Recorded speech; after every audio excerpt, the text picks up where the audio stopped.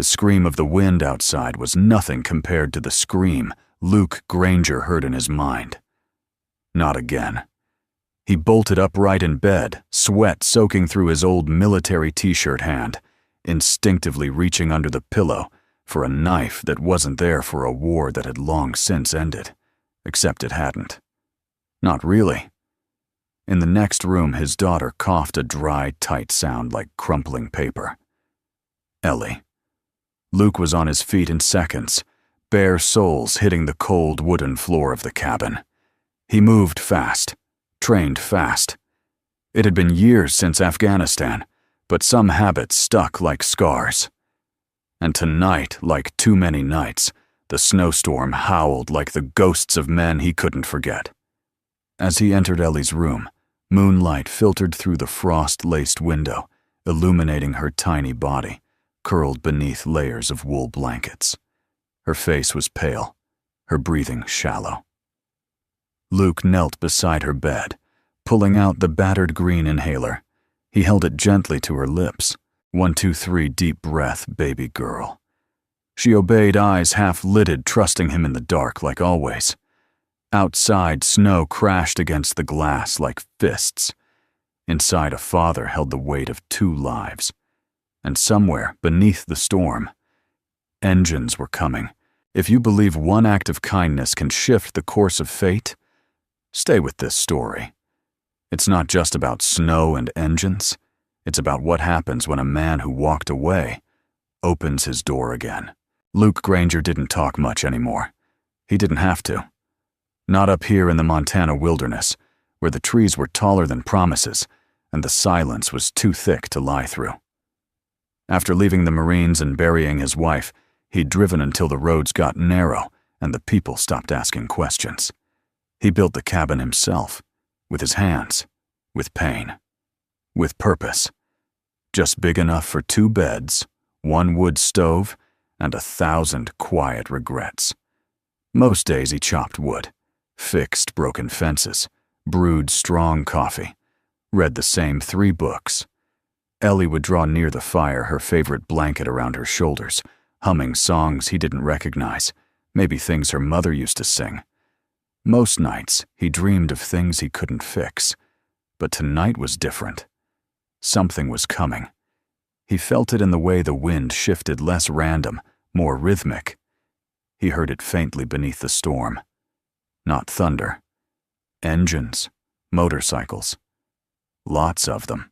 And he hadn't seen a soul in 6 days.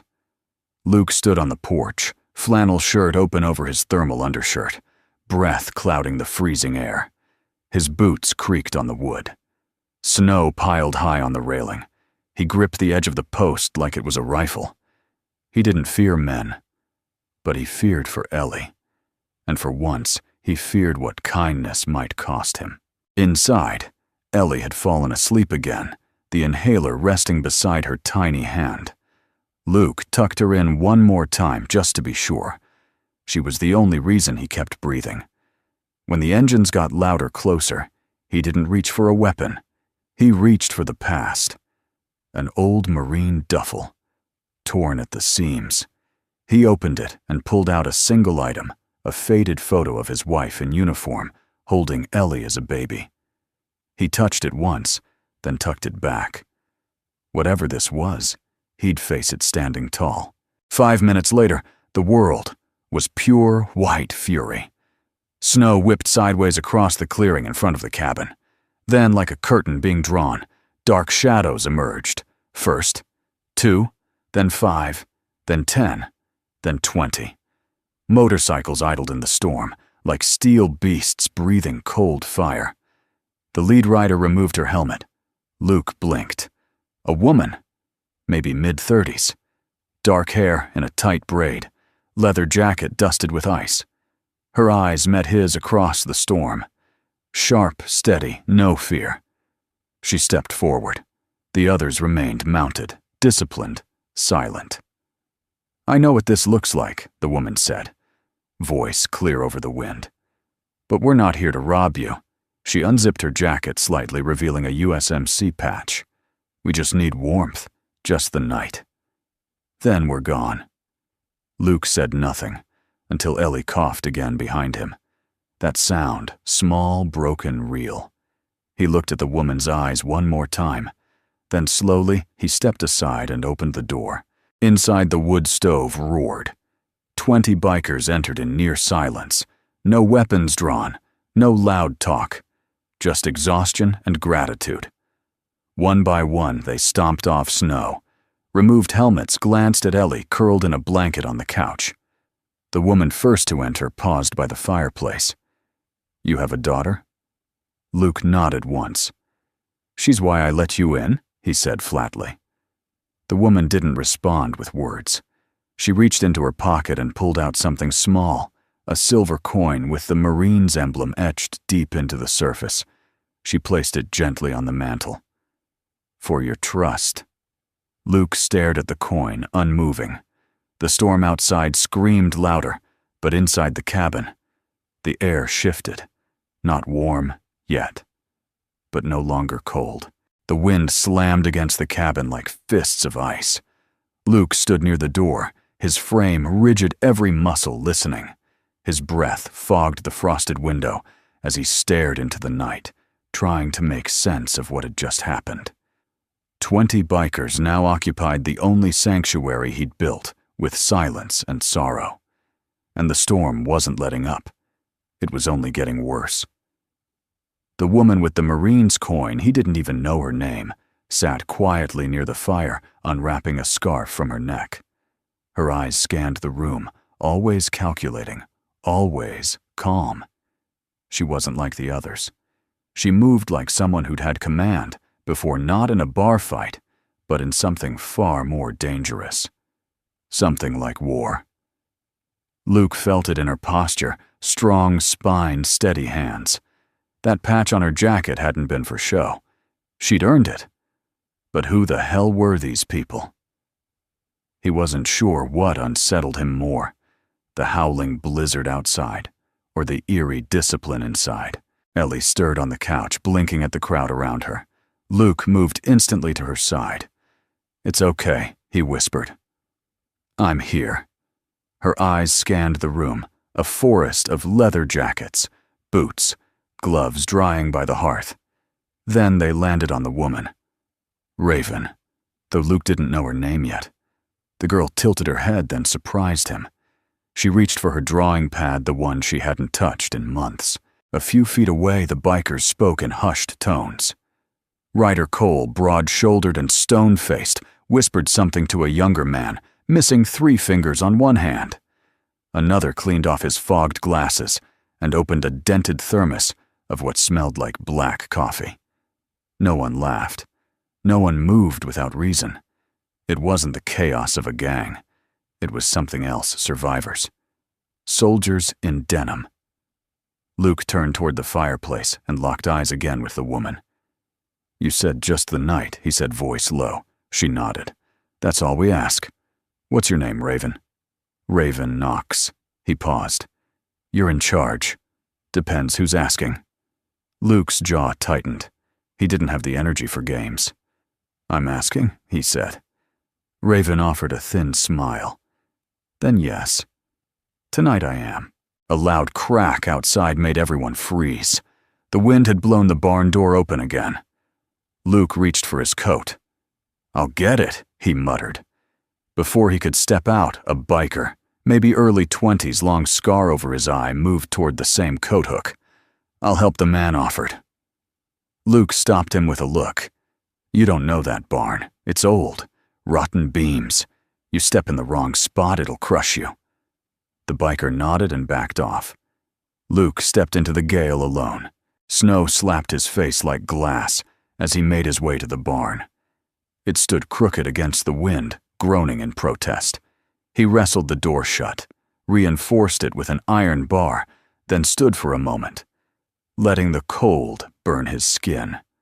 It was grounding. Clean. Real. But as he turned to leave, something caught his eye. Tracks. Fresh ones. Deep. Coming from the woods. Not from the road. Not from the drive. His pulse quickened. They weren't tire tracks. They were boots. Back inside, Raven stood near the window watching for his return. When Luke came back and brushing snow off his shoulders, his expression had changed. "There's someone else out there," he said. Ryder stood up. "Someone from our group." Luke shook his head. "No, this one came from the tree line. Not your path." Raven's gaze darkened.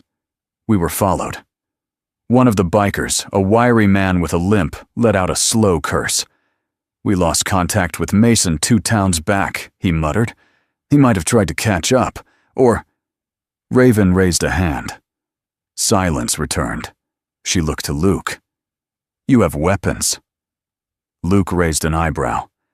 "What kind of people do you think I am?" "The prepared kind." Luke didn't answer, but the tightness in his jaw said enough. Then, as if summoned by tension alone, a soft thud echoed against the cabin wall. Everyone turned. Another thud closer. This time, it rattled the shutters. Luke reached behind the cabinet and retrieved an old rifle. Bolt action. Oiled but dusty. Raven's hand moved to her waist, not for a weapon, but instinctively. Luke moved to the front door, peered through the peephole. Nothing but snow. Then, a shadow moved. He swung open the door and stepped onto the porch. Wind rushed in like a scream. There, collapsing into the snow, was a man, face frost-bitten, eyes wide with terror. Mason. Raven was behind him in seconds. Luke helped haul the man inside. He was barely conscious. His lips cracked. They're not far," who Luke asked, but Mason had passed out. Ryder helped strip the man of his soaked jacket, revealing a deep gash along his side. "Too clean for a branch," Ryder said grimly. "Knife?" Raven asked. Ryder nodded. Luke turned to Raven. "So you weren't just out for a ride?" Raven looked at him and didn't blink. "No," she said. "We were running." The fire crackled. Ellie sat on the couch again, quietly sketching the woman with the braid. Luke leaned on the doorframe, heart pounding. The storm outside had brought more than cold. It had brought secrets. And maybe something worse. The cabin had never held this many souls. It creaked under their presence, 100 tiny groans from the beams above, like the house itself was adjusting, wary, curious, not yet willing to trust. Luke sat near the fire, back to the wall, eyes scanning the room. He wasn't relaxing. He was reading. Body language, eyes, micro movements. These people weren't drunk. They weren't careless. They didn't slouch or shout or swagger. Even the way they laid out their jackets to dry followed a rhythm unspoken but disciplined, like a unit. He'd seen something like this before, in war zones, in recovery wards, in men who'd lost more than they let on. The man Mason was now sleeping in the far corner, bandaged and breathing color slowly returning to his frost-bitten face. Ryder had barely left his side. Every so often, Luke caught the bigger man glancing at Raven for reassurance, not approval, just steadiness. She hadn't spoken much since helping stabilize Mason. Instead, she stood near the old bookshelf staring at the only framed photo in the room. Luke's wife, hair like wildfire, smile like summer, holding Ellie as a newborn. Raven said nothing, but Luke noticed the subtle nod, the way her eyes lingered for just a second, longer than they needed to, as if she recognized something, or someone. He rose slowly, walking toward her, careful not to wake Ellie, who had finally dozed off again, her blanket tucked beneath her chin. "You knew her," Luke said quietly. Raven turned. Her voice came softer than he expected. "Only once. VA hospital, maybe a decade back." He felt his throat tighten. She was a nurse. Oncology. Raven gave a dry laugh. "I was in the ER. Shrapnel in my thigh, cracked, rib-infected burn. I was not a pleasant patient. She handled worse. She handled me." Raven looked back at the photo. She had a copy of Psalms tucked in her pocket. "Gave it to me when I was discharged. Said I'd need it before I wanted it." Luke stared. "You still have it." Raven reached into her jacket and pulled out a worn, creased object wrapped in black leather. She held it like something sacred. "I didn't know she was your wife until I saw the photo." Then it clicked. Silence stretched between them, uncomfortable, but not cold. She always said the people she met at that hospital were the real warriors, Luke murmured. "Then she was wrong," Raven said. "She was the strongest person I'd met." The moment broke when Ellie stirred again and sat up, blinking. Her voice was small. "Dad, who are they?" Luke crouched beside her, brushing a lock of hair behind her ear. "People caught in the storm like us. They just needed a warm place for the night." Ellie looked past him, and her eyes landed on Raven. "Her tattoo," she whispered. Luke turned. Raven had removed her outer jacket, revealing a black, long-sleeve thermal shirt. Ink curled out from beneath the sleeve wings. Not angelic and dainty, but sharp, powerful, spanning from shoulder to elbow.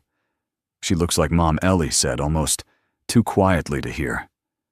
Raven froze. Luke's chest ached in a way he hadn't allowed for years. "I miss her," Ellie whispered. "I know, baby girl."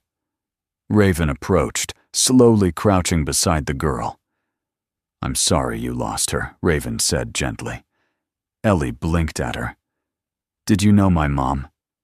Raven nodded.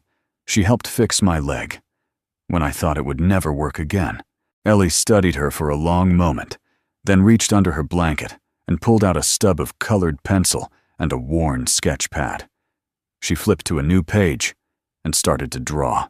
Later that evening, Luke stood near the stove, ladling soup into tin mugs. He moved with silent precision, every motion, efficient, reheated chicken, broth potatoes, a few shreds of carrot. Supplies weren't abundant, but they were warm. Ryder stepped up, accepting the soup with a grateful grunt. "Didn't expect hospitality."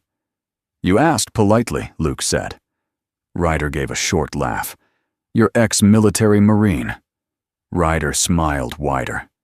"Knew it." "What gave it away?" "Your stove's cleaner than your boots. You surveyed us in under 10 seconds, and you've got the stare." Luke raised a brow, the one that says you've seen things, and walked away, but never really left. Luke didn't answer. Ryder took a sip of the soup. "This isn't bad. Ellie's recipe. Smart kid." Luke glanced over. Ellie sat cross-legged by the fire sketch pad, balanced on her knees, Raven beside her. The two hadn't spoken much since, but their silence was different. Not empty. Shared. Ryder followed his gaze. "She doesn't usually talk to strangers. Not since the hospital." "Ah." Luke didn't elaborate. He didn't need to. As night deepened and snow piled higher against the windows, the air inside the cabin grew thicker, not just with heat, but with something else. A fragile peace. One built on exchanged glances, small gestures, the clinking of tin mugs, and the soft crackle of firewood. Luke found himself watching Raven more than he should.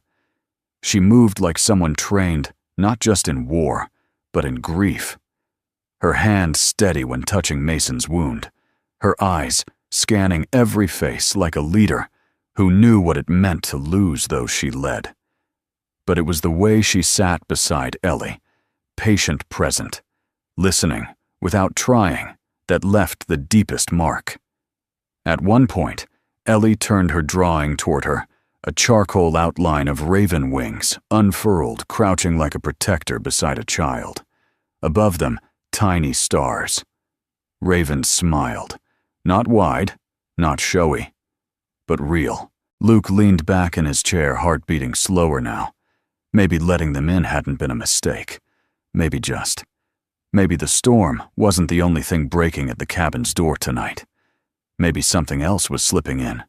Something warmer. The scream came fast, sharp, and all too familiar. Luke was halfway to the corner before he realized he'd moved. His body had reacted before his mind. Did reflexes honed in desert combat zones, now firing in a snow-laden cabin. The noise had come from Mason's corner. But what Luke found there wasn't noise. It was silence. Dead silence. Mason lay slumped on the floor, pale, drenched in sweat. His eyes rolled back, lips blue. Ryder knelt beside him, shouting something, words blurred by panic and desperation. Luke didn't wait. He dropped to his knees, scanning Mason's body like a battlefield casualty.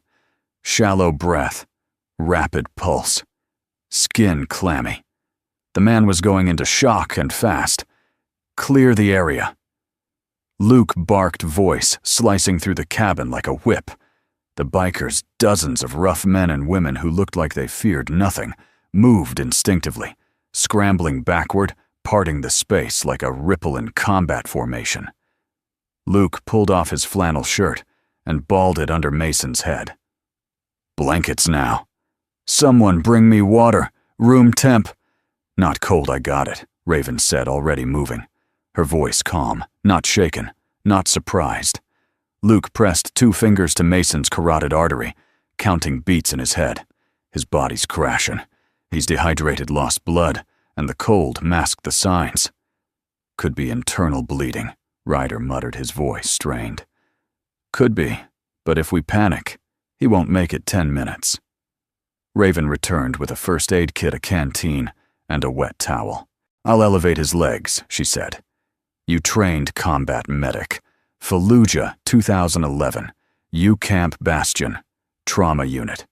2 tours. They didn't need to say more. For the next 3 minutes, they moved like 2 hands of the same body, checking vitals, adjusting position, warming Mason's core, slowing his breathing, timing the fluids. Luke directed with clipped efficiency. Raven followed without resistance. They didn't speak unless necessary. Their eyes did the rest. The rest of the cabin watched in stunned silence. Ryder knelt, jaw clenched, helpless. A younger biker whispered prayers under his breath. Ellie stood near the back, arms around her sketchpad, eyes, wide not with fear, but awe, watching her father become someone she hadn't seen in a long time. Someone who still remembered how to save people. Breathing stabilizing, Raven said, finally placing 2 fingers under Mason's wrist. Pulse is slow, but steady. Luke let out a long breath and leaned back on his knees. I think he'll make it, he said. You bought him time, Raven replied. Luke shook his head. We both did. Their eyes met again. Not in victory, in something quieter, something harder to name. Ellie broke the silence with a single trembling word. Daddy Luke turned. She looked at him like she hadn't in months, not just as her father, but as someone bigger, someone braver. Are you okay? She asked. He nodded. Yeah, baby girl. I'm okay. She walked across the room and took his hand, just held it. Ryder stood, slowly clearing his throat. You didn't have to do that. Luke looked at him. Yes, I did. We've lost people before, Ryder said. No one here could have done what you did. Raven stood up beside Luke, brushing a lock of hair from her face. That's not true, she said. You stayed. Ryder glanced at her, then nodded. Later, when Mason was tucked into warm blankets near the hearth, and the adrenaline had finally begun to fade, Luke sat by the fire, stirring the coals with a metal poker. His fingers trembled, not from cold, but from the old, familiar edge of exhaustion that only came after holding life and death in your hands. Raven sat across from him, elbows on her knees, eyes on the flames. You don't miss it, she said suddenly. Luke didn't answer. The chaos, the choices, the noise. He stared at the fire. No, but I miss knowing who I was. You're still him. No, I'm not. Raven paused. You just saved a man's life. You haven't lost that part of yourself. Luke looked over at her. Sometimes saving people doesn't feel like victory. It just reminds you of who you couldn't save. The words hung in the air, heavy as the snow pressing down on the roof. Raven nodded slowly. Your wife. He nodded. Cancer. Late stage. We fought hard. But it wasn't a battlefield I could win. Raven's jaw tightened. I know that war, too. Luke glanced at her curious. My sister, she said. Same story. Same ending. They sat in silence again. But this time it wasn't empty. This time it was shared. Ellie wandered over, still holding her sketch pad. She stood in front of Raven Eyes, cautious, but kind. You're strong, she said softly. Raven smiled. So are you. Do you miss your sister every day? Ellie held out the drawing she'd finished during the chaos. It showed Luke kneeling beside Mason, hand steady, Raven beside him, light radiating from their palms. I don't draw sad things, Ellie said. Only what I hope is true. Raven looked at the image a long time. Then she pulled off one of her leather gloves and reached out. Luke noticed it, the scar on her wrist. Old, faded, but unmistakable. Not from combat, from pain. Raven took Ellie's hand gently. Thank you, she said. And something shifted in Luke, then, like a door inside him creaking open after years of rust and winter. That night, long after most had fallen asleep, Luke stood watch at the cabin window rifle leaning against the wall. The snow still fell. The woods were quiet, but his heart beat different. He'd let them in. And somehow, without knowing it, he'd let himself back in too. Morning didn't arrive with sunlight. It arrived with quiet.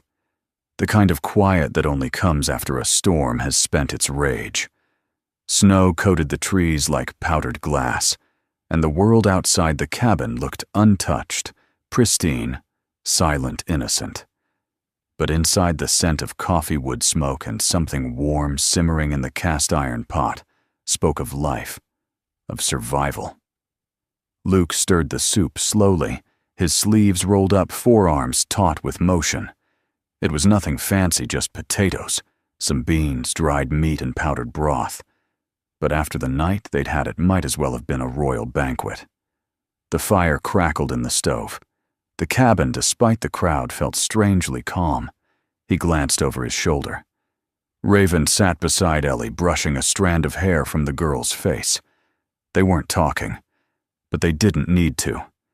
Something had changed between them during the night. A softness had crept in, not weakness, but something gentler than steel. Ryder stepped up beside Luke with 2 metal mugs in hand. Smells like a good morning, he said, offering a half grin. Luke handed him a ladleful of soup. Could use more salt. We've had worse, Ryder replied. He took a sip and nodded. Definitely had worse. They stood there in companionable silence for a moment, watching as a few of the bikers began to stir. Some stretched near the fire, others sat with backs against the log walls, quietly sipping coffee from reused canteens. Ryder gestured toward the sketch Ellie had taped to the wall overnight, the one of Raven and Luke kneeling over Mason. She's got talent, he said. Luke nodded. Her mother was the artist. Ryder's eyes softened. You're doing good with her. That kind of quiet strength that doesn't come easy, especially for single parents. Luke looked away. You, a father, know. But I had one who tried. There was a pause. Then Ryder added, he didn't succeed. Luke gave a dry smile. Then maybe we both know what not to be. Raven approached quietly, a bowl of soup in hand for Ellie. The girl sat on a pile of folded blankets, her sketch pad open on her lap. She looked up as Raven knelt beside her. Want to eat together? Raven asked. Ellie nodded. Raven pulled her gloves off and settled in. Ellie scooted closer, close enough that their shoulders touched. For a girl who had retreated from strangers since her mother passed, it was more than trust. It was healing. Luke saw it, felt it, and in some part of himself he didn't want to admit existed. He felt grateful. Later, as Raven stood by the frosted window sipping from a tin cup, Luke joined her. They watched the morning light push timidly through gray clouds, reflecting off icicles like crystal shards. "She likes you," Luke said, nodding toward Ellie. Raven smiled faintly. "She reminds me of my niece. You have family had. My sister was raising her when she passed. I lost them both within the same year." Luke didn't speak. He knew better than to offer hollow comfort. Instead, he said, "Ellie hasn't drawn in almost a year." Raven looked over surprised. "No." Luke shook his head. "After the hospital visits, she closed up, stopped talking to strangers, refused to go near school. And now she's drawing you," he said. Raven took a slow breath. "She sees something in me. She sees strength. Not the kind that comes from a leather jacket or a tattoo. The kind she remembers from her mom." Raven was quiet for a long moment. "Then your wife must have been one hell of a woman." "She was." His voice softened. "She had this way of making people feel safe, like no matter how bad the world got home was still possible." Raven glanced at him. "That's rare. She saw the best in people, even when I couldn't." "You're starting to again," Raven said gently. Luke met her eyes, and for the first time in what felt like years, he didn't look away. As noon approached, the bikers began tending to their gear. One helped repair a cracked saddlebag. Another checked the frozen fuel lines outside. The storm had passed, but the cold remained, and they weren't moving anytime soon. Luke handed out another round of soup and watched as they gathered around a makeshift dining area, planks of wood balanced across crates. It was the first time laughter echoed in the cabin. Low, uncertain, but real. He stepped outside for air boots, crunching into fresh snow. The cold bit through his flannel, but he didn't mind. Sometimes a man needed to breathe where no one could see him exhale. He was about to head back in when he heard footsteps behind him. Raven. She didn't speak, just stood beside him, arms crossed, watching the sunlight drift across the treetops. He finally broke the silence. "You ever think you'd end up here in a stranger's cabin, with 20 bikers, a little girl who draws angels, and a Marine who makes soup?" She smiled. "No, not in 1,000 lifetimes."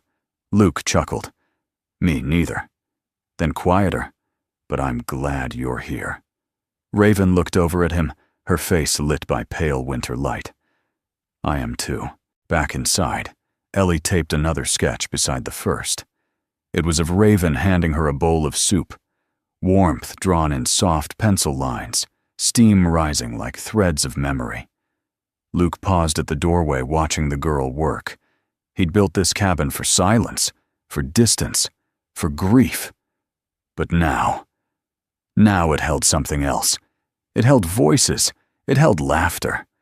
And for the first time since his wife passed, it held hope. The day wore on, cloaked in a deceptive calm. Outside, the Montana woods glistened under sheets of white sunlight, catching on snowdrifts like a magician's trick, making beauty out of stillness. But Luke knew better. Beauty wasn't always safe, and stillness didn't mean peace. Inside the cabin, warmth lingered in the walls. Soup had been served, blankets shared. A strange rhythm had settled over the group like a fragile truce. But no soldier forgets the sound of tension beneath silence. Luke watched the man near the back wall, Duke the one with prison ink crawling up his neck, and a limp that didn't match the weather. He'd been edgy all day, fingers twitching, jaw clenched tight. He wasn't like the others. He wasn't just riding out the storm. He was hunting something, or escaping it. Luke didn't move immediately. He didn't cause a scene. Instead, he quietly ran inventory in his head. Med supplies low water, stable fuel decent. But the cabin's medicine cabinet was vulnerable, and Ellie's inhalers were running short. Too short. He walked back to the loft to check the wooden chest near his bed. Empty. The backup inhaler he'd stashed 2 days ago was gone. His pulse sharpened. He moved fast, scanning the room below. Then he saw him Duke, half hidden near the far corner, hunched over hands tucked inside a duffel bag. Luke crossed the floor like thunder. "You steal from me." The voice came low, cold, unmistakably military. Duke looked up, startled. "I didn't take anything." Luke was already beside him. He yanked the bag open.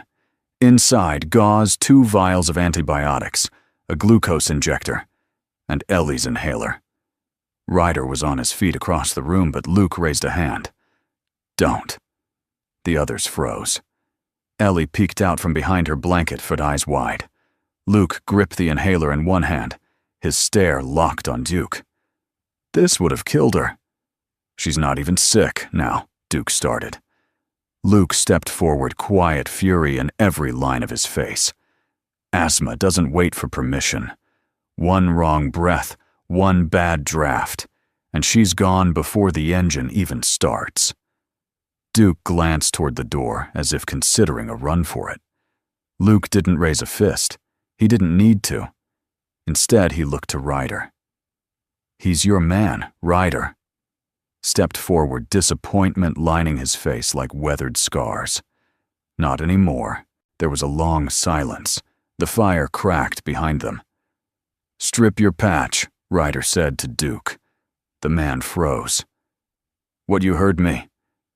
Duke looked around, but no one came to his defense. Even the youngest Ryder stared at the floor. Slowly, with shaking hands, Duke pulled the biker vest over his head and dropped it on the floor. Raven stepped forward, picked up the inhaler, and handed it to Luke without a word. Then she turned back to Duke. "You get to stay inside the cabin tonight," she said flatly. "But you sleep near the door. You leave first thing in the morning. Alone." Duke didn't argue. He didn't speak. He just walked to the far end of the cabin and sat down, smaller than before. That evening, Ellie's breath turned shallow. It came without warning. No wheeze, no cough, just a sudden tight gasp, her shoulders straining for air. Luke was already at her side, inhaler in hand, but his fingers trembled. He hated this feeling. The helplessness, the reminder that some enemies couldn't be punched or reasoned with. He pressed the device to her lips. 1, 2, 3, he counted softly. She inhaled, coughed, tried again. Again, Raven said, kneeling beside him. Her voice was steady, calm. Small breath. "Good. Hold it." Ellie obeyed. Luke glanced at Raven. "You know how to save my niece once? Syria. Dust storm took her down in the back of a Humvee. No meds, no help. Just breath and prayers." Ellie's breathing began to slow. The strain in her shoulders eased. Raven touched her forehead, brushing back damp strands of hair. "You're okay now." Ellie nodded weakly, then surprised them both by leaning forward and resting her head against Raven's shoulder. Luke sat back, chest hollowed out from fear, but filled too with something deeper. Gratitude. Later, after Ellie had fallen asleep on the couch wrapped in 2 layers of blankets and Raven's jacket, Luke stepped outside. The sky was 1,000 stars wide. The storm had moved east. What remained was peace. He stood near the woodpile, rubbing his palms together, exhaling hard. Raven followed him out a few minutes later, arms crossed, boots crunching softly over snow. "She'll be okay," she said. "I know. You carry it like a soldier." Luke didn't answer. Raven continued. "You ever think about what the weight does all the time?" They stood in silence. Then Luke said, "You didn't have to help. Back there. With Ellie." Raven turned her eyes to him. "You didn't have to let us in." They looked at each other, 2 battle-scarred hearts wrapped in leather and grief. She took a step closer. For a moment, Luke almost reached for her hand, but he didn't. Not yet. Instead, he said, "Wolves don't always bite, but they remember who fed them." She smiled faintly, and who watched their back when the snow came down. Back inside the cabin, breathed slowly. The fire had dimmed, but warmth remained. Luke glanced at the bundle of blankets where Ellie slept, Raven's coat, tucked around her like a shield. Tonight, the danger had come from within, but so had the strength, and the bond forged through it all was just beginning to hold. It was deep night now, the kind that made the woods disappear, where even moonlight was afraid to touch the earth. Inside the cabin, the fire had burned low, glowing like a pulse beneath crumbling logs. Most of the bikers had turned in early, their bedrolls clustered in quiet corners, boots piled near the walls. Outside, snow continued to fall in fine, dry flurries, less storm, more whisper. A lullaby for the forgotten. Luke sat at the table, alone, fingers wrapped around a chipped mug of black coffee gone lukewarm. His shoulders were tired, his jaw shadowed with stubble, his eyes refusing to soften. But inside, he was changing. Ellie slept soundly now, her breathing slow and even. The inhaler rested beside her like a sentinel. Raven had laid a folded towel under her head. Luke had seen it, though she didn't say anything. She was good at that, offering help without drawing attention to herself. Like she knew that sometimes the smallest kindness was the loudest kind of love. The soft rasp of metal against wood broke the silence. Luke turned his head. Raven stood near the hearth, dusting ash from something she'd just unpacked. A harmonica.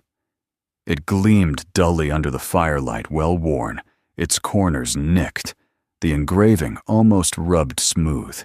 She held it like it was a memory. "You play?" Luke asked. Raven didn't answer immediately. Then she shrugged. "Used to." "Long time ago." He nodded toward the hearth. "You always carry one." She smiled, faint and sad. "My sister's. She used to say music was proof God hadn't given up on us yet." Luke leaned back in his chair. "That sounds like something my wife would have said." Raven looked at him, something flickering behind her eyes. Then slowly she lifted the harmonica to her lips. The first note was low, almost reluctant, a soft, trembling sound that wavered like breath on glass. But then it grew, mournful, gentle, familiar. Luke's chest tightened. It was a melody he hadn't heard in years, an old lullaby he used to whistle for Ellie when she was a baby. A tune he'd played once long ago on the same harmonica, when he taught it to his wife back in the early days, when her chemo was still working, and hope hadn't yet begun to rot. His hands clenched the mug tighter. "You know that song," he said. Raven nodded, still playing. The melody dipped and rose soft as memory. When she finally lowered the harmonica, the silence that followed was not empty, it was reverent. Luke's voice was a whisper. She played that for Ellie, every night. Said it was the one song that made her feel like home. Raven looked down at the harmonica in her palm. "I didn't know. I just found it in my bag after the hospital. I didn't remember packing it." Luke stood slowly. His movements were quiet, unsure. "You said you met my wife at the VA hospital." Raven nodded. "I was in bad shape, angry, lost. She didn't treat me like a case file. She sat with me for hours, listened. No judgment, just warmth." Luke smiled faintly. "That sounds like her." "I never forgot her face," Raven said. "Or her voice. She gave me this tiny leather Bible. Said it belonged to her husband when he deployed." Luke blinked. "My deployment Bible was stolen out of a rucksack in Ramadi." Raven looked up. She said it found her. "Maybe now. It's found its way back." The two of them sat down near the fire. Luke reached into a drawer and pulled out an old, crinkled photograph. He handed it to her. It showed a woman with sunlit hair holding a newborn Ellie. She stood in front of the VA hospital, a breeze lifting her hair, laughter caught mid-frame. Raven stared at it. "That's her," she said softly. "She brought me water and crackers. She braided my hair. And she told me I was more than what had been done to me." Luke's voice was thick. "She said that to a lot of people. but she meant it for every single one. For a while, they just sat in the hush, two survivors holding pieces of someone neither of them could let go of. Then Raven said, "After she passed, I didn't cry. Not really. I just kept moving, transferred out, joined a crew, tried to forget." Luke nodded. "I buried her on a Thursday. By Monday, I was in this cabin. You thought disappearing would protect Ellie?" "I thought disappearing would protect me," Luke corrected. Raven looked at him. "And has it?" He hesitated. Then, quietly, until 20 motorcycles showed up in a snowstorm. "Yeah, it worked," she laughed. A real laugh. Not loud, but warm. Luke looked at her. "You should play more often." Raven's gaze softened. "I might, if you whistle the next verse." Luke raised an eyebrow. "I haven't whistled in years. You don't forget songs like that," she said. And so in a cabin built for silence, a harmonica sang again. Luke joined in quietly, at first, then stronger. Their music wasn't perfect. It wasn't polished, but it was honest. Across the room, Ellie stirred in her sleep and smiled without waking. Outside, the snow slowed to a gentle drift.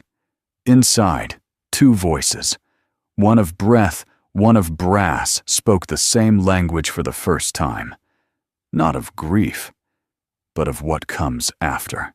It began as a low vibration barely there, like a whisper beneath the floorboards. Luke paused mid-step, the mug in his hand, trembling slightly. He glanced toward the window, toward the tree line now barely visible through the morning fog. Then came the sound. Not thunder, not wind. Something deeper, mechanical, rhythmic, growing.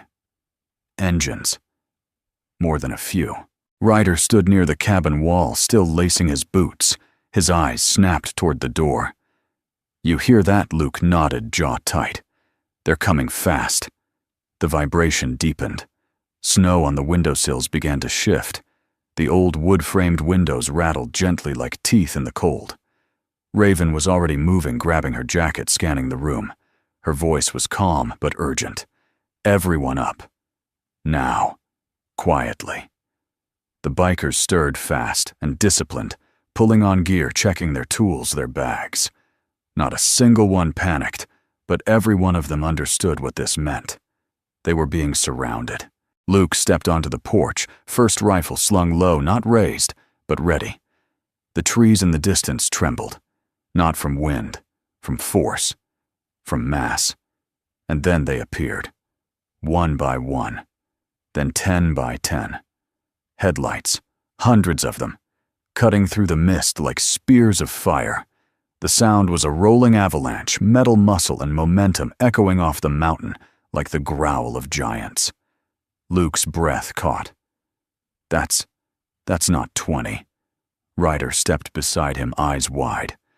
"That's 500. They came in formation, disciplined, precise, like a military unit.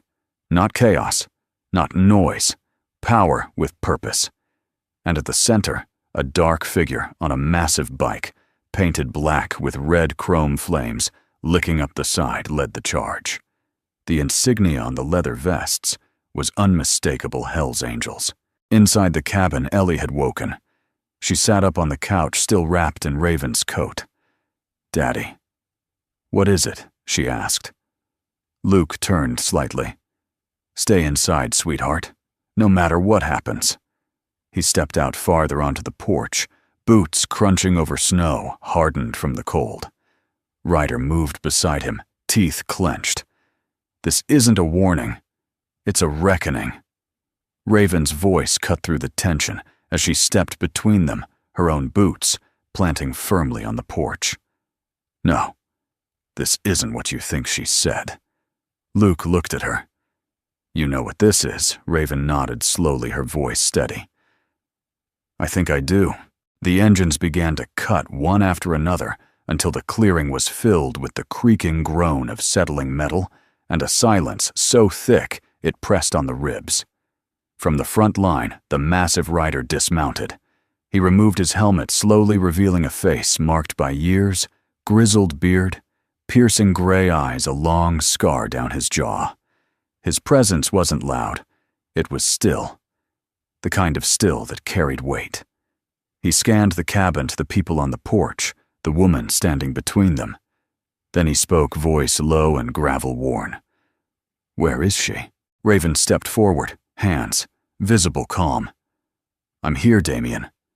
A breath passed, then another.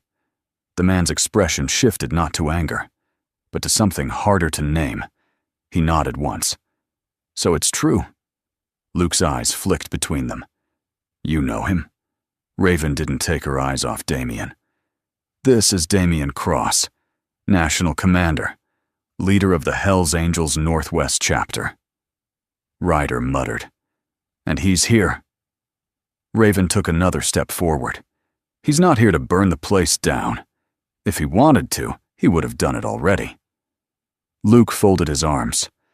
"Then what's 500 of his men doing circling my cabin?"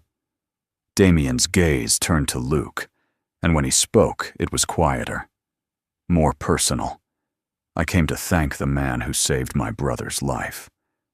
Luke blinked. "What Mason Damien said. My kid brother, the one who stumbled into your cabin half dead." Luke felt something shift inside. He was a good kid, Damien continued. Never had the stomach for this life, always trying to prove himself. I sent him on one run. One. And he got caught in a whiteout. He stepped closer, boots crunching snow with the weight of grief. If not for what you did, he wouldn't be breathing. Luke didn't speak.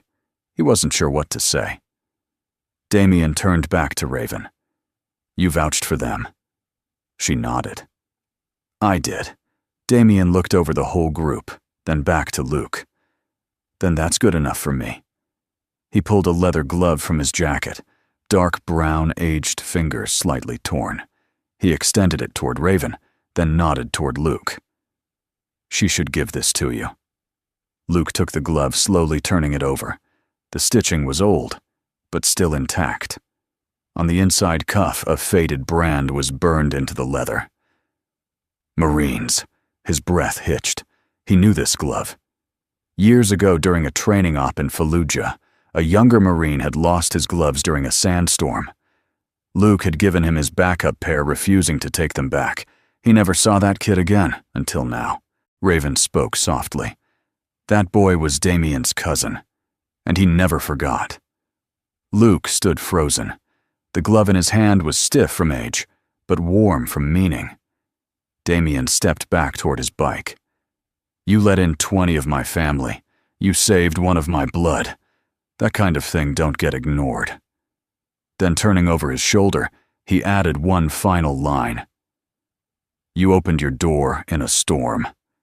Now 500 of us are here to make sure no one ever slams one in your face again." Engines didn't roar this time. They hummed, a low protective hum, as if 500 men had become a wall of steel. Not against Luke, but for him. Raven stepped beside Luke, her voice barely above a whisper. "I told you, this wasn't what you thought." Luke looked down at the glove, then at her, then toward the horizon where sunlight was beginning to break through the trees. His voice was quiet. "I think I finally believe you. There was no celebration, no fist bumps, no rowdy cheers, no bottles clinking in triumph, just stillness. The kind that settles in when men who carry ghosts recognize their own in another." Luke stood near the cabin's porch, the worn Marine's glove still in his hand, the scent of aged leather and diesel lingering in the cold air. The snow around them had been trampled into a sea of boot prints and tire tracks, but somehow the land felt honored, like something sacred had taken place. Damien Cross stepped forward again, not as a leader commanding 500 bikers, but as a man paying a debt too long unspoken. "My brother Mason," he began, voice steady, "was the best of us." Luke stood tall, arms crossed over his chest. He wanted to earn his patch, I told him he didn't need to prove anything, but he was stubborn. Wanted to be more than the kid everyone thought couldn't hang. Ryder stepped forward now, standing silently beside Luke. He made it 2 states before the storm hit. Damien said, eyes far off now. Took a wrong road. Got ambushed. Would have bled out in the woods if your people hadn't pulled him in. Luke shook his head. We didn't do it for a favor. Damien met his gaze, eyes flint hard. That's exactly why it matters.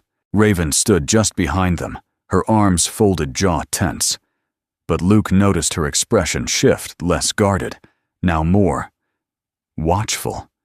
Like a soldier in retreat, not from defeat, but from the need to always be on alert. Damien turned toward her. When you disappeared 2 years ago, I figured I'd hear news of your death before I saw your face again. I had to leave, Raven said. Too many memories. Not enough forgiveness. You left a hole behind, he said simply. Raven nodded. I was bleeding too much to fill anyone else's. The two shared a long look. Then Damien stepped closer and placed his hand over her shoulder. Not heavy, not demanding. Just enough. You've still got family, Raven, even when you forget. Her throat bobbed once, and for a heartbeat, she looked 10 years younger. Then Damien turned back to Luke.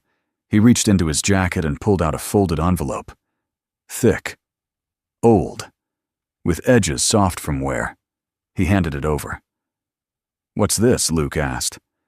Something your wife gave me years ago. I met her once, at a VA benefit. Didn't even know she was married until later.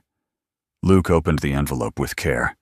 Inside was a letter, handwritten in looping, careful penmanship. To the man who saved my husband. Luke froze. It was dated nearly a decade ago. Damien continued, voice rough. She said you never liked praise, that you didn't know how to sit still long enough to let someone thank you. So she gave me this, and told me to deliver it, only if something ever happened to her. Luke read, eyes tracing every word like a prayer. If this reaches you, it means you met the man I married, the man who taught me what strength looked like, and what grace under fire truly meant. If he saved your life, then I know you were worth saving. Please don't let him forget who he is. Don't let him build a world too small for his heart to live in. And tell him Ellie will always need him to be brave, not just strong. Luke's hands trembled. No tears came. Not yet. Just silence. The air seemed to hold its breath. Damien stepped back and gave a small nod. That's all I came for. Luke looked up. What now? You opened your door when most would have bolted it shut. Damien gestured toward the vast line of riders behind him. So we figured we'd leave something behind too. He waved his arm once. From one of the tailing bikes, a man approached with a folder. Inside it, documents notarized and crisp. Your mortgage, cabin's cleared, Damien said. We handled it. Luke blinked. What also? Damien added school tuition fund for your daughter. Prepaid, 5 years out. Luke stood frozen. I don't accept handouts, he said. Damien's eyes narrowed. Good. This isn't a handout, it's a payment, Ryder said behind him. Voice calm. Not for the soup, not for the roof, for the choice to care when you didn't have to. Raven stepped beside Luke, now placing her hand gently over his forearm. He didn't pull away. Instead, he looked down at Ellie, who had wandered onto the porch in her fuzzy boots, rubbing sleep from her eyes. She blinked at the sea of motorcycles, at the mountains of leather and chrome, and bearded men with scars and patches. Are they here? For us, she whispered. Luke crouched beside her and placed the Marine's glove in her tiny hands. No, he said. They're here because kindness echoes farther than fear. Damien Cross raised his hand in a slow salute, not military, but reverent. One by one, the rows of riders followed leather-clad arms, lifting in solemn unity. Not noise, not violence, just respect. And in that moment, Luke understood something he hadn't allowed himself to feel in years. He wasn't alone. Snow had begun to melt by late afternoon, but the cold still clung to the pines. The sky had cleared, revealing a sun that broke timidly through clouds, as if asking permission to shine again. Inside the cabin, the quiet was no longer tense, it was reverent. The kind of quiet that followed something sacred. Luke sat at the wooden table, still holding the manila folder Damien had left. Inside were documents confirming the impossible his mortgage cleared. His cabin no longer under the grip of the bank. His daughter's school fund real verified and paid forward 5 years into the future. He should have felt relieved. Instead, he felt stunned. Like a man digging trenches his whole life, only to find someone had quietly built him a bridge. Ryder leaned against the wall, arms crossed, watching Luke with the same wary respect he'd given him since the night Mason was saved. "You still look like you're waiting for the punchline," Ryder said. Luke looked up dry. "That's because I've never seen a biker gang act like the Make-A-Wish Foundation." Ryder let out a breath, half chuckle, half sigh. "Yeah, well, guess miracles come in leather sometimes." Luke thumbed through the envelope again, then glanced toward the fire, where Ellie sat cross-legged on the floor, carefully stringing beads onto a length of twine. She hadn't stopped smiling since morning. He didn't want to ask, but the words came anyway. "Why me?" Ryder shrugged. "Because when 20 soaked strangers knocked you open the door, you didn't ask who we voted for, where we'd been, what we carried. You just made soup and cleared space on the floor." "That shouldn't be rare," Luke murmured.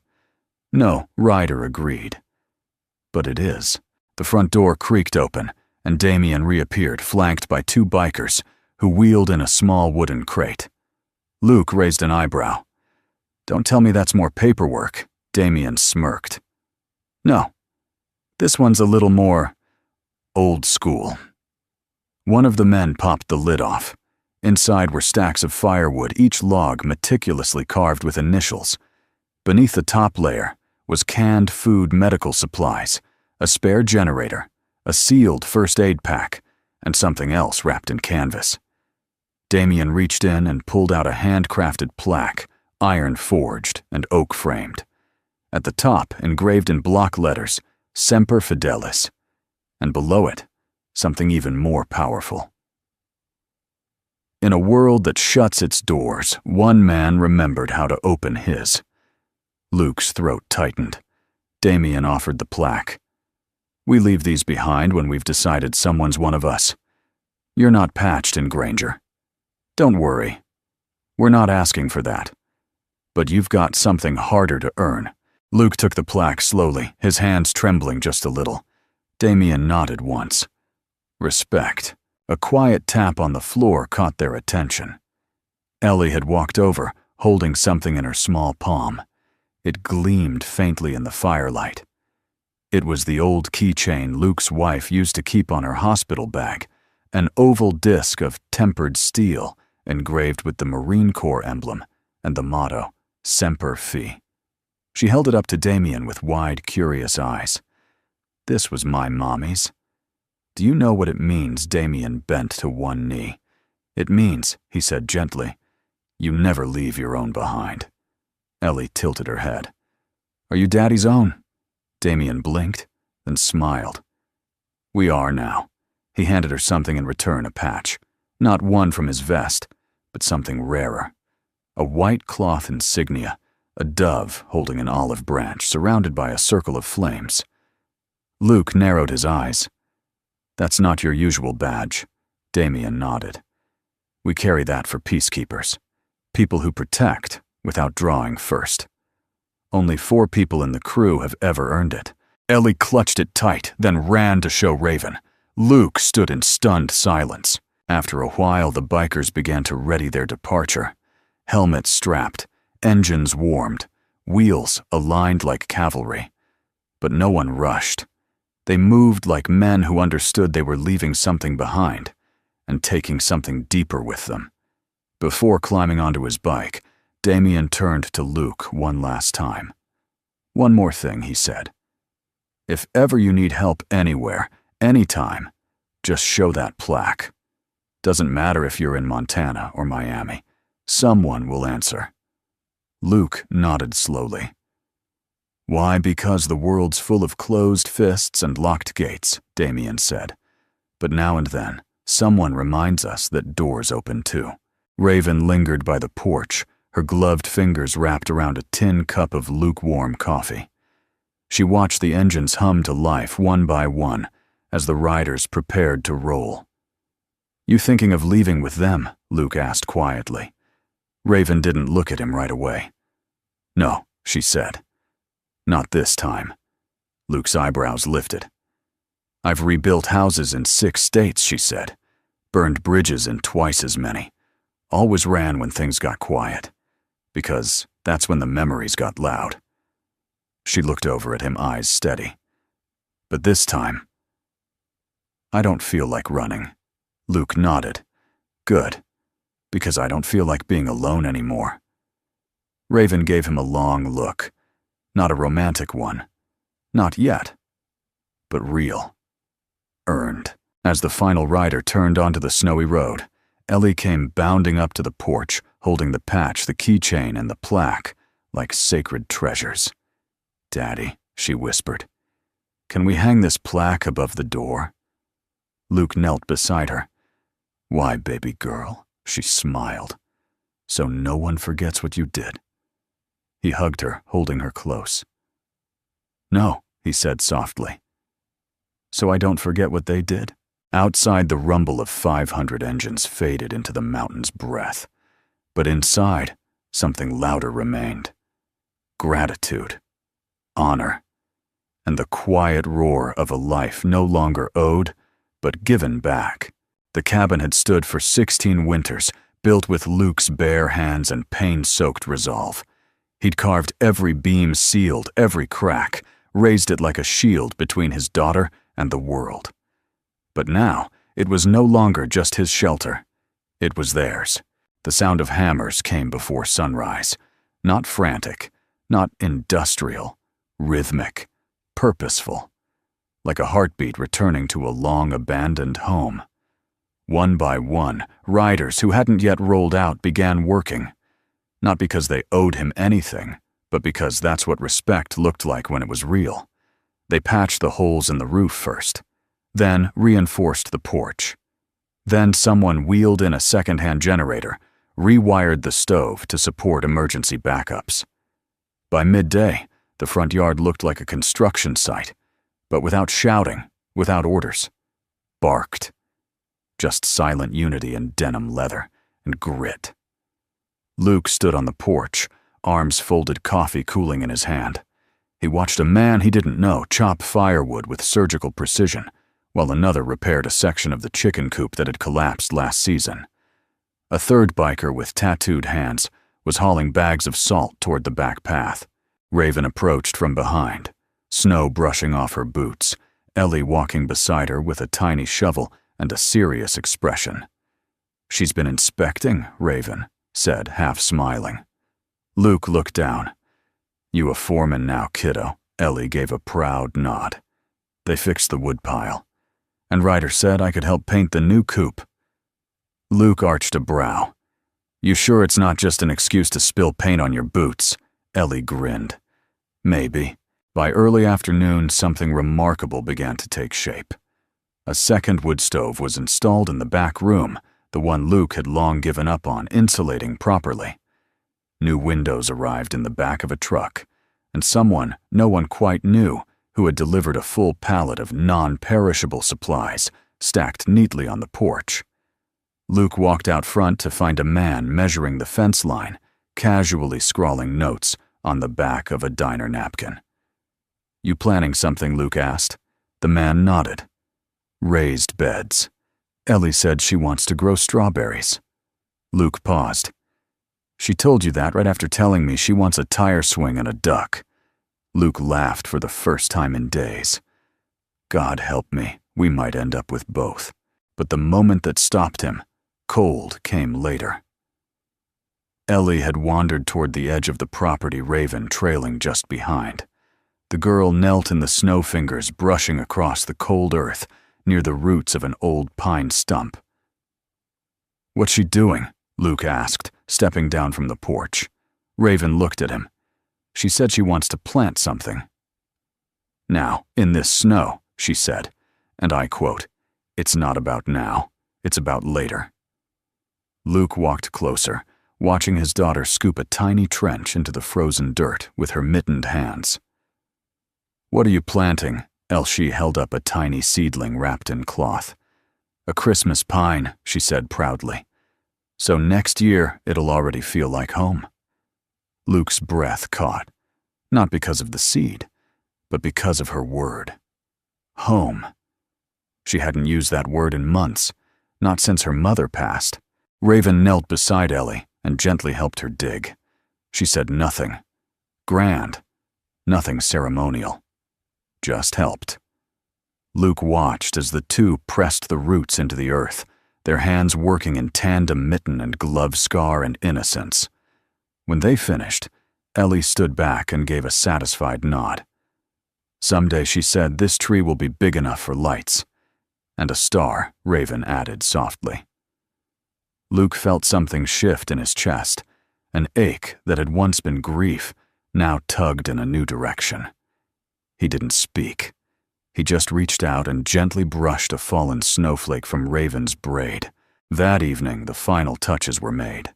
A new coat of red paint on the front door, a repaired weather vane spun gently on the roof, and on the inside wall above the fire, the wooden plaque Damien had left was mounted in place, framed by pine.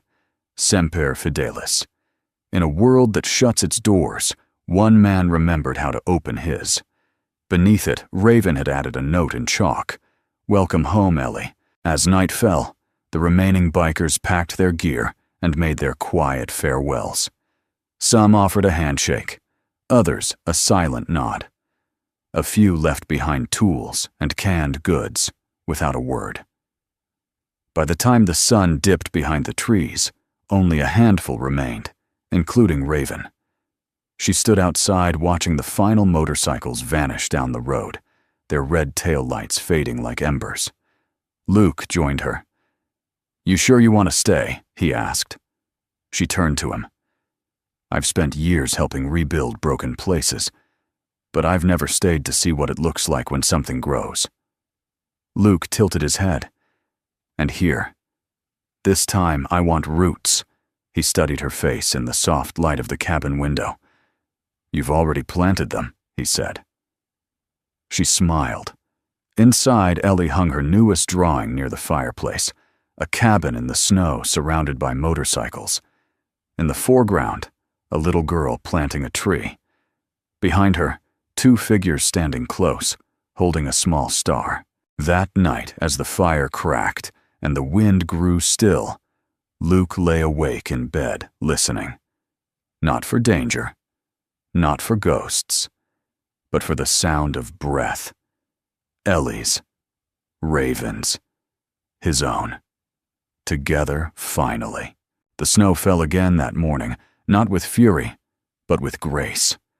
Fine powder drifted from the heavens, like a benediction, softening the scars in the land, sealing what had been rebuilt with a kind of quiet reverence. The cabin no longer stood alone. It stood blessed. Luke stepped onto the porch in his flannel shirt and boots, coffee in hand. It was the last day. The last day the riders would be here. They had done what no contractor, no loan, no government grant ever could.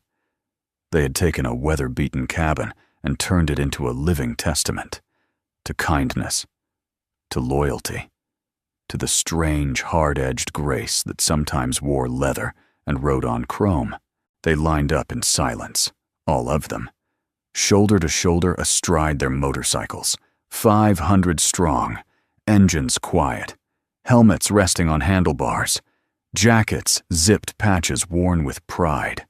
It looked more like a military formation than a biker departure. Luke stood at the top of the porch stairs, Ellie beside him, bundled in her red scarf and navy coat. Her hand slipped into his. She looked out at the sea of riders with wide, reverent eyes. Raven stood a few steps behind them, her expression unreadable. But her presence was an anchor.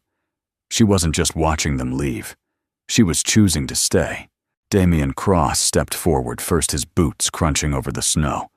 He didn't speak right away, just looked at Luke, looked at the girl, looked at the cabin. Then he nodded. "You gave us warmth," he said. "We give you honor." Behind him, a biker stepped forward. Large, frame, bald head eyes hidden behind mirrored glasses. He carried something wrapped in weathered cloth. He placed it in Damien's hands.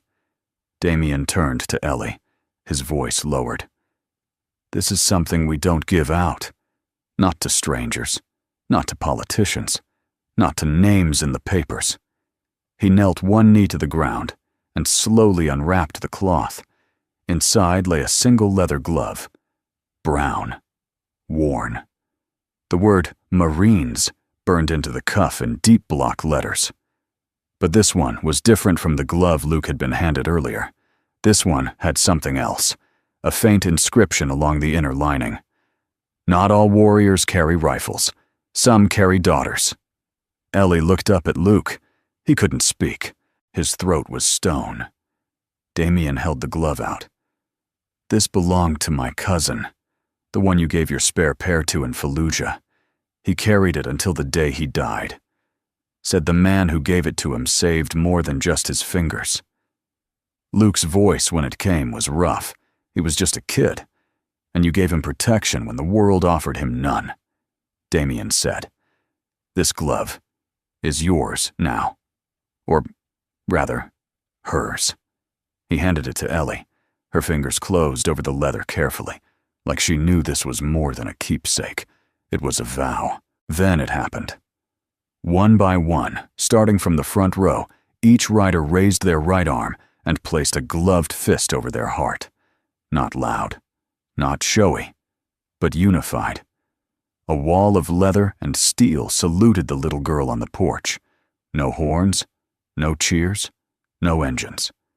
Just 500 men and women who had ridden through storms and sin, offering a gesture older than words. A leather salute. Ryder stepped forward next, removing his jacket. He held it for a moment, then extended it to Luke. "I can't take your patch," Luke said. "It's not a patch," Ryder replied. "It's a promise. The lining's got your initials stitched in now. We figured you earned it." Luke took it with both hands. Inside, under the cloth, was a small, stitched circle, the same dove insignia Damien had given Ellie. Luke looked up. "Thank you." Ryder gave him a rare smile. "You know, I never thought I'd say this to a guy who handed me soup, but you'd have made a damn good road captain." Luke laughed, and for the first time it was full. Open. Healing. "I think I've got my hands full just being a dad," he said. The line of riders began to move. Engines roared to life one at a time, like the clearing itself was waking up. Tires crunched over snow exhaust, curling into the sky like incense from a sacred rite. But no one peeled out. No one revved recklessly. They rode slow, deliberate. Each rider passed by the porch, making eye contact with Luke, with Ellie, with Raven. Some tipped their helmets. Others reached out a hand in silent farewell. Every single one of them nodded, as if to say, "You are one of us now." Ellie waved, holding the Marine glove close to her chest. Her cheeks were pink with cold, but her eyes glowed with something warmer than fire. She whispered, "Are they gone forever?" Luke looked down the trail of tire marks stretching into the woods. "No," he said. "They just ride where they're needed most." Raven stepped closer, sliding her hand into his. "Will we ever see them again?" Ellie asked. Luke smiled faintly. "Maybe. But whether we do or not, what they gave us stays." He turned to look at the plaque over the door. Semper Fidelis. That night, after the snow settled and the rumble of bikes, was nothing but a memory. Luke lit the lantern above the porch. It cast a golden glow over the fresh red door, the newly built porch steps, and the tree Ellie had planted with her bare hands. Above it all, the plaque gleamed, and beneath it in chalked letters, Raven had written, "Once strangers. Now, family." Snowflakes danced through the dusk like whispers, light and slow, settling gently on the pine branches outside. Smoke curled from the chimney soft against the indigo sky, carrying the scent of cedarwood, and something sweeter, something healing. Inside the cabin glowed, not just from the firelight, but from the laughter, the warmth, the presence of life returning. The kind of warmth that couldn't be measured by degrees, but by belonging. Luke sat in the armchair near the hearth legs, stretched out a flannel blanket across his lap. Ellie curled beside him, fast asleep. She held the marine glove in her hands like a talisman, her fingers gripping it even in dreams. He watched her for a long time, letting the silence settle deep into his bones. But this silence was different. It wasn't emptiness. It was peace. Raven stood by the window, hands tucked into the pockets of her jeans, hair down, now loose around her shoulders. The faintest smile touched her lips as she looked out at the small tree Ellie had planted days earlier. A soft wind passed. The tree swayed gently. Fragile, yes, but rooted. Like all of them. Luke rose, carefully covering Ellie with the blanket. He moved to stand beside Raven, their shoulders brushing. "The tree's holding," she murmured. He nodded. "She checks it twice a day. Said she wants to put lights on it next Christmas." Raven turned to him. "Then I guess I'd better stay long enough to help her hang them." Luke looked at her. "You're really staying?" "I am," she said, voice steady. "Unless you want me gone." He shook his head slowly. "You're not just welcome here. You belong here." A long pause. "Then I buried my heart with the woman I loved," he whispered. "Thought that was the end of it. But these last few days, with Ellie with you, it's like I'm hearing it beat again." Raven reached for his hand. "And it's strong," she said. "Stronger than you think." They walked out onto the porch together, the snow crunching beneath their boots. The stars above them blinked like silent witnesses, and the plaque over the door shimmered softly in the lantern light. Luke ran his hand along the wooden frame. "I spent years building this place like a fortress. Thought if I kept the world out, I'd protect her. Protect me." Raven leaned into his side, and then 20 strangers broke through. He chuckled. "No." I opened the door. That's even braver. Behind them, Ellie stirred and wandered onto the porch, and her socks blanket wrapped around her like a cloak. "Is she staying, Dad?" she asked sleepily. Eyes on Raven. Luke looked down at her, then back at Raven, his voice low and sure. "She is, if she wants to." Raven didn't answer with words. She simply reached down, took Ellie's other hand, and held it.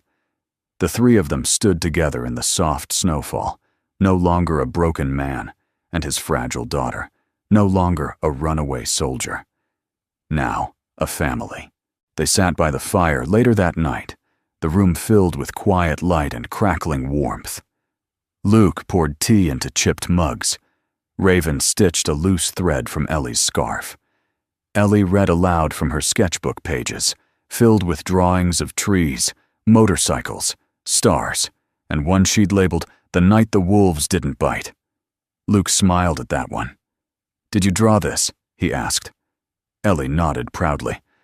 "That's you. That's Raven. And that's the big man with the glove and the growly voice. You mean Damien?" "Yeah." "He wasn't scary at all." Luke raised an eyebrow. "That's not what your eyes said when he first stepped off that bike." Ellie giggled. "Well," he smiled eventually. Raven added, "You should have seen him when you weren't looking. He cried a little when he saw you holding that plaque." Ellie's eyes widened. Really, Luke met Raven's gaze. Even wolves have hearts. Later that night, as Raven cleaned up the dishes, and Ellie drifted to sleep with her arms around her sketch pad, Luke pulled out a long-forgotten item from a wooden box near the hearth. A harmonica. Not Raven's, not his daughter's. His. He held it, fingers trembling slightly. The last time he'd touched it was the day before the funeral. He'd tried to play but couldn't finish a note. The grief had been too thick, the air too heavy. But now he lifted it to his lips. The first note cracked, unsure. The second wavered. But the third was true. Raven turned in surprise, then smiled. She didn't join in. She just listened. The melody was simple, soft, familiar. A lullaby without words. And as it filled the cabin, Ellie's lips curled into a sleepy smile.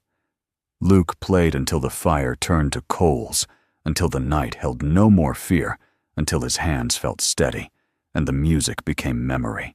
Outside, the snow fell slower now, a calm after the storm. Inside, a cabin once built to keep the world out, now welcomed it in. And though the road would remain long, uncertain, and winding, they would walk it together. 1,000 engines once came to his door, but one woman stayed, and the silence finally left.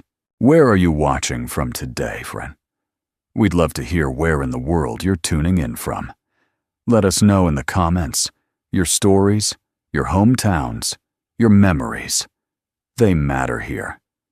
If this story touched your heart, consider subscribing to the channel. Every click of that button helps us bring more stories of hope, kindness, and second chances to people who need them most. And from the bottom of our hearts, thank you for spending this time with us. Until next time, stay kind, stay brave, and remember, sometimes a single open door can change everything.